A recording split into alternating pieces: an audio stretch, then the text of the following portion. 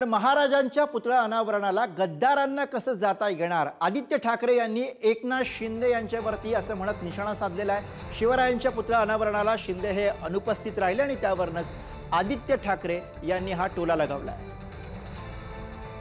महाराजांच्या पुतळ्याचं अनावरण आहे, गद्दारांना कसं जवळ ठेवणार? महाराष्ट्राच्या विरोधात जे काम करतात तसं कोणाला जवळ घेणार तिथे?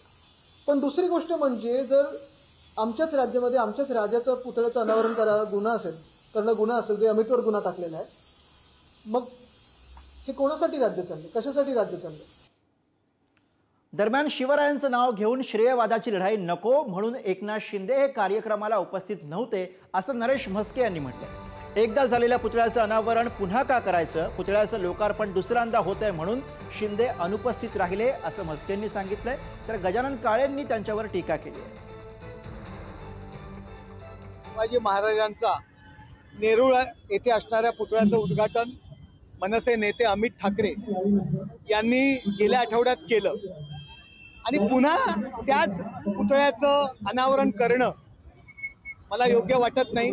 छत्रपती शिवाजी महाराज हे आमच्या दृष्टीने आराध्य दैवत आहे।